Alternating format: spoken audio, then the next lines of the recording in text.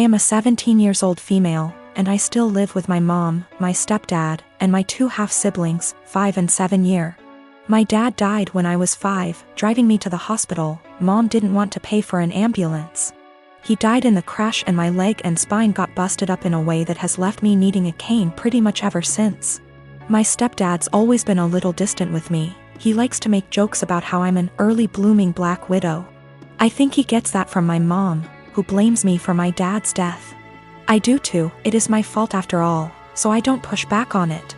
Anyway, the point is that with the current situation my parents are always looking for ways to get my half-siblings active and doing things, without leaving the house, and have recently settled on scavenger hunts. I have no problem with this honestly. I wish they'd stop hiding stuff in my underwear drawer, but it's a 5-year-old and a 7-year-old, so that's not the worst. My problem though is that they keep taking my cane when I'm not looking. I tend to get lost in my homework and my writing hobby and zone out. And having it be one of the items that my half-siblings have to find. When I complain to my stepdad, he's a SAHD, so is usually the one running these things. He scolds me for being selfish and points out that my swivel chair has wheels if I need the bathroom and that they always get it to me before I have to go downstairs for dinner. I tried my mom yesterday, and she said that I was being a brat and that if I wanted a father who cared about me I shouldn't have killed my dad.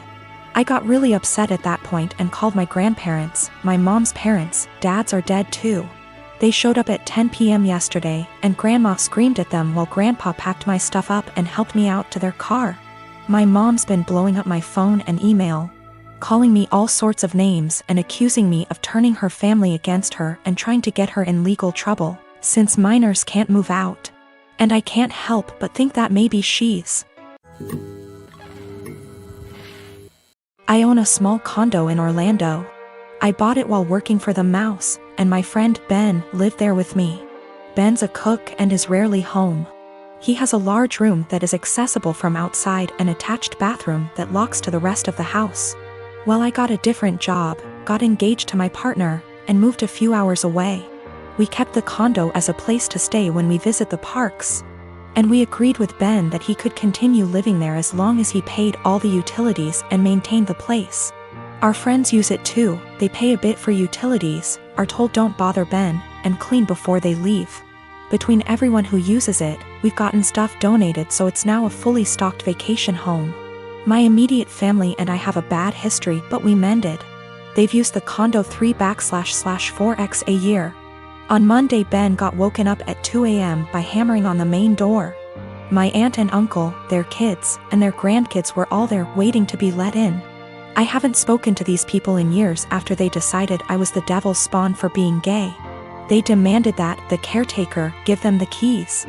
Ben called me. I told him to give them my number, then shut and lock the door and not let them in.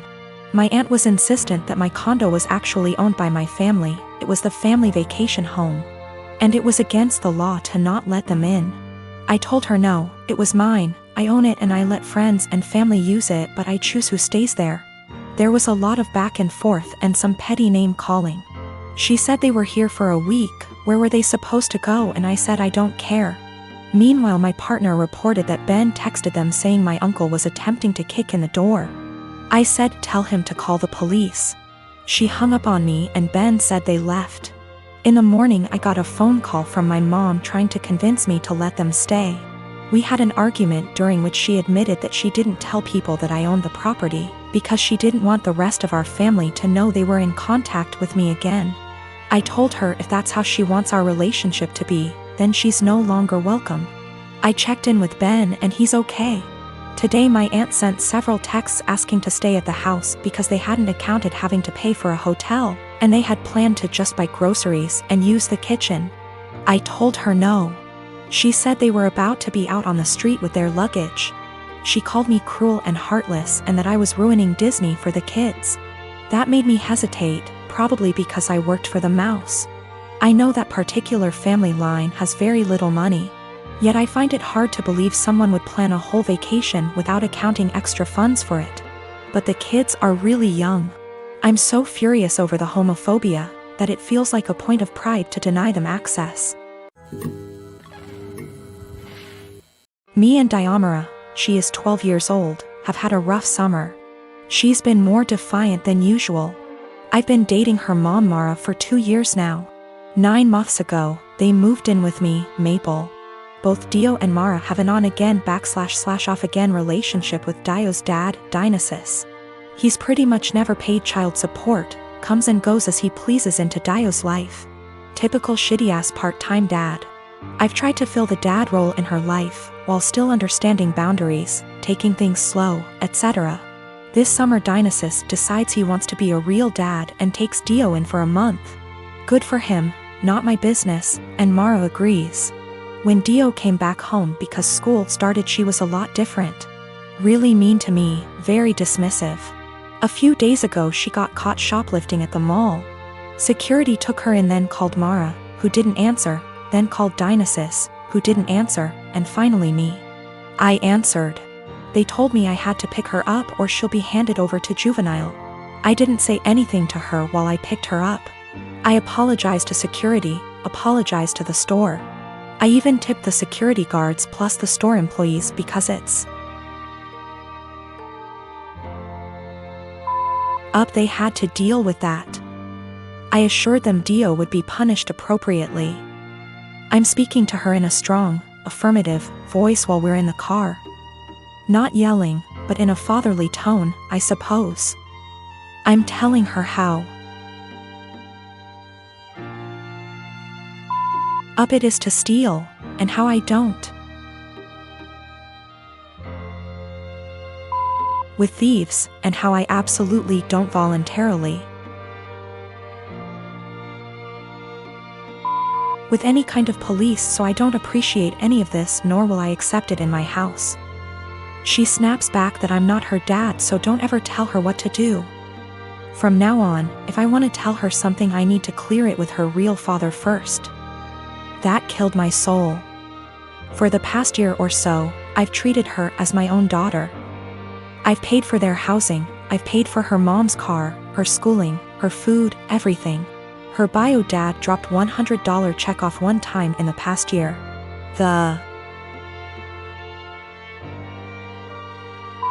In check bounced, so I had to call him up and he brought cash over. I told Mara about all of this.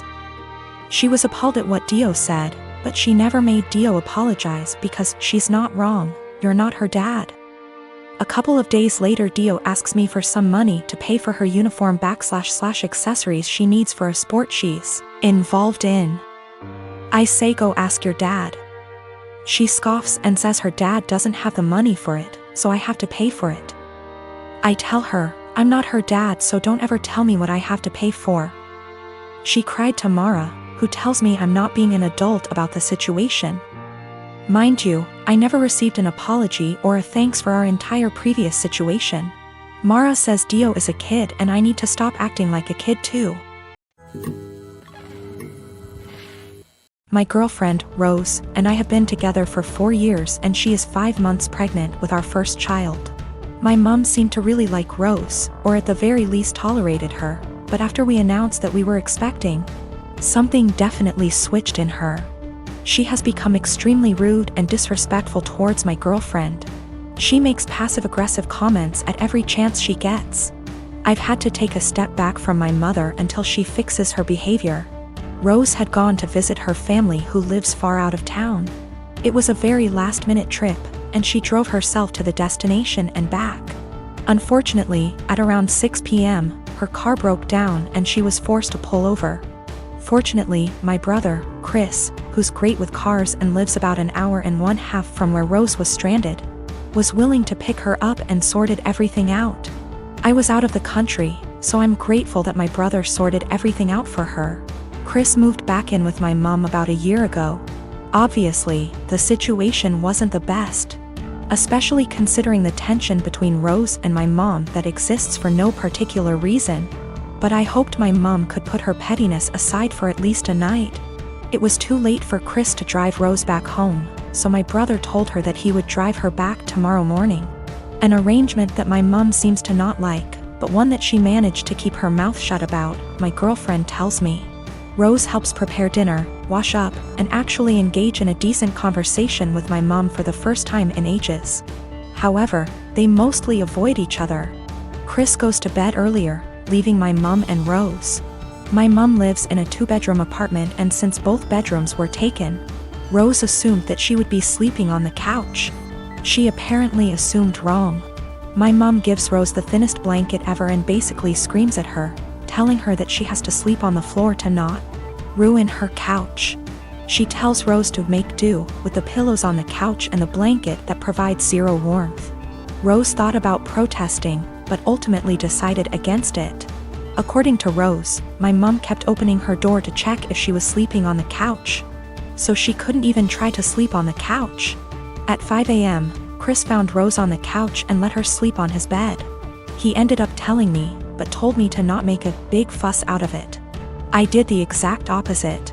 I called my mum, very angry, and told her that she was disrespecting her so badly.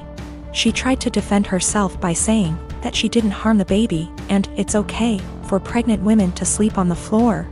But I refused to hear any of it. Chris agrees with me, but told me that I shouldn't make it a fight. I feel like I'm losing my mind.